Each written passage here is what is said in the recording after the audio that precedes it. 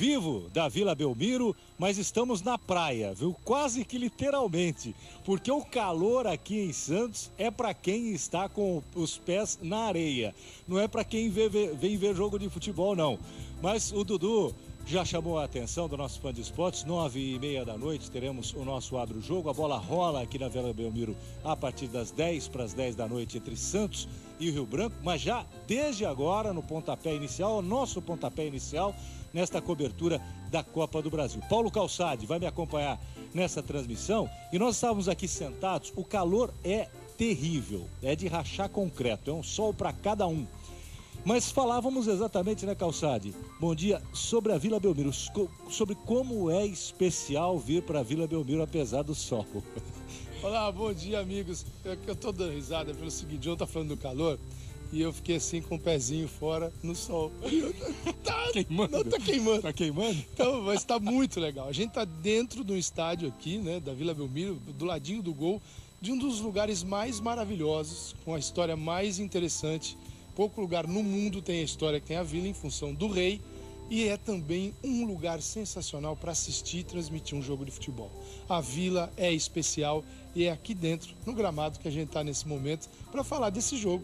O jogo tem muitas atrações. Tem o menino Neymar, tem também o Paulo Henrique, essa garotada do Santos. O Wagner Mancini está tentando dar uma cara para o time e tem o clássico diante do Corinthians. Tudo isso passa por este jogo que a gente vai transmitir a partir, né, das 9h50. É um belíssimo aperitivo para o que se avizinha, né? Que é esse jogo entre Corinthians e Santos, que já causou tanta polêmica também na venda dos ingressos. Com relação ao Neymar, vocês já devem ter mostrado, inclusive, a coluna do Tostão hoje na Folha de São Paulo, falando como ele se emocionou, como ele percebeu que havia um menino diferente em campo, né? Às vezes a gente não se apressa em falar sobre o Neymar, mas o Tostão, pelo menos no pontapé inicial dele em relação ao garoto, ficou muito surpreso. Neymar, que veremos aqui, Dudu e Trajano, jogando ao lado do Kleber Pereira, já que o Rony não vai para o jogo com problema muscular, mas o Neymar vai fazer dupla com a volta do Kleber Pereira. Vai jogar com dois tiozões à frente, se o Wagner Mancini colocar os três atacantes, inclusive contra o Corinthians, né? Pode ser, e é uma maneira do Wagner Mancini também trabalhar o Santos, que vai entrar em campo domingo. Ele deixou isso muito claro nas entrevistas ao longo da semana. Ele vai fazer alguns testes para tirar aquela equipe que deve ter Madison, Nilmar, tem a volta do Lúcio Flávio, que ele está recuperando para o time do Santos, uma contratação onde você esperava ver algumas soluções para a equipe, e não foi isso, né? Na chegada do Lúcio Flávio pode estar começando a ocorrer agora. Então é muito importante esse jogo, e pega uma equipe que não nasceu ontem. O Rio Branco tem muita história. Ele é de 1919, é uma equipe até organizadinha, né, João? Você tem informações.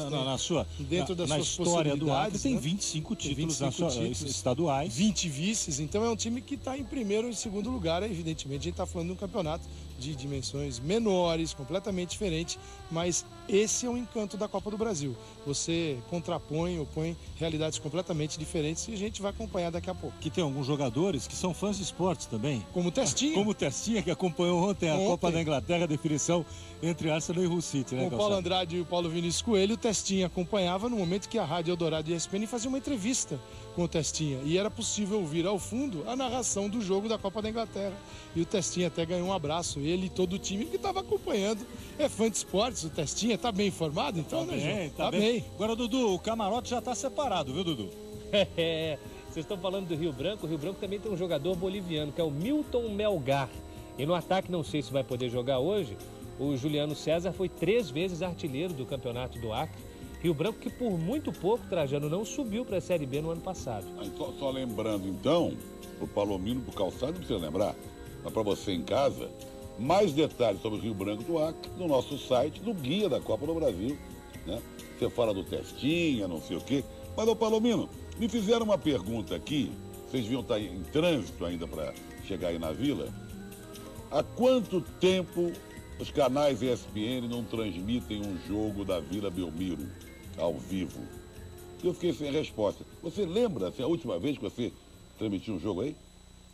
Olha, Trajano, eu me lembro de uma goleada do Santos. O problema é não ter a memória do PVC, né? Uma goleada do Santos em cima da Inter de Limeira.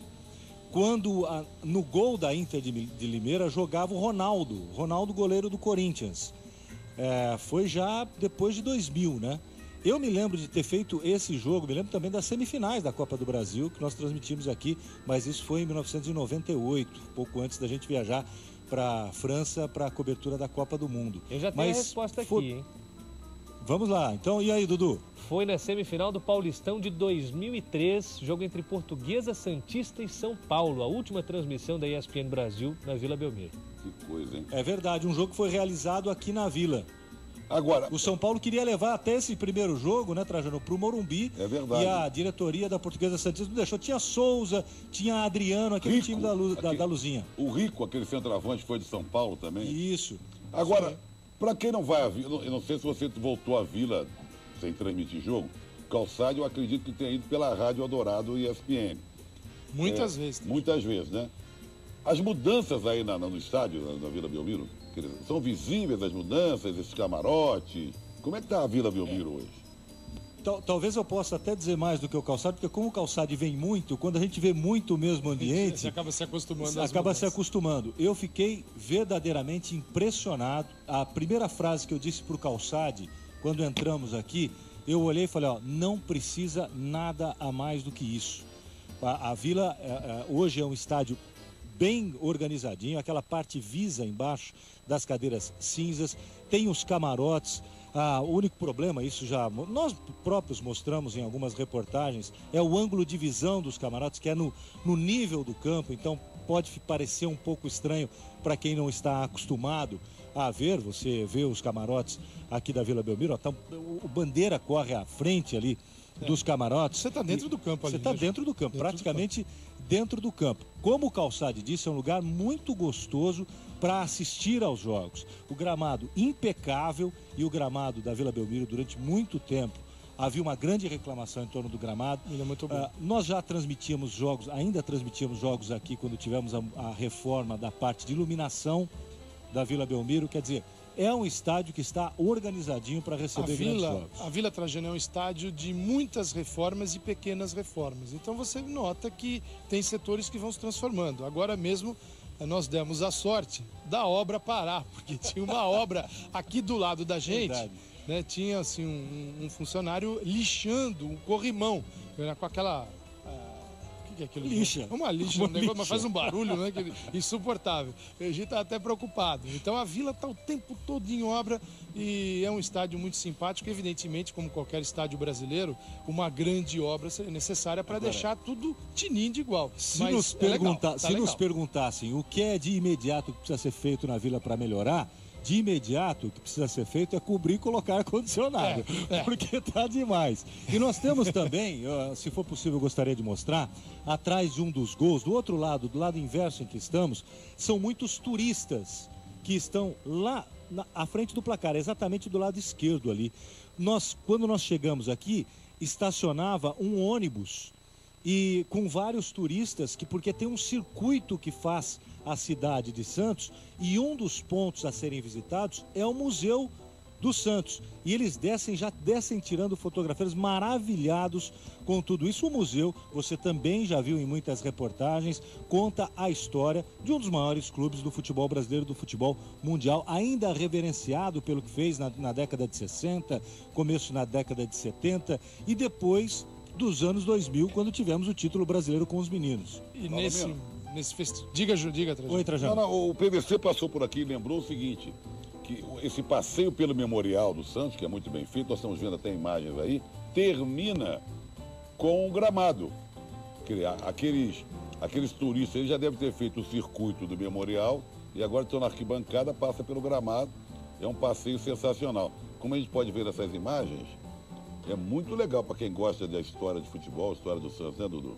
Pô, é super organizado, super arrumadinho, e daqui a pouco, no bate-bola, a gente vai voltar a conversar com o Palomino e com o Calçade, que vão acompanhar hoje Santos e Rio Branco, transmissão ao vivo aqui na ESPN Brasil a partir de 9h30 da noite, e também jogo que terá transmissão da Eldorado e ESPN a partir das 8h. Eles vão passar o dia todo na Vila Belmiro, entrando em diversos programas. Eu acho que eles estão inaugurando hoje, o Calçade e o Palomino. Mais tarde, o João Carlos Albuquerque vai para lá junto com o PVC. A sucursal Santista da ESPN. Está sendo inaugurado oficialmente hoje.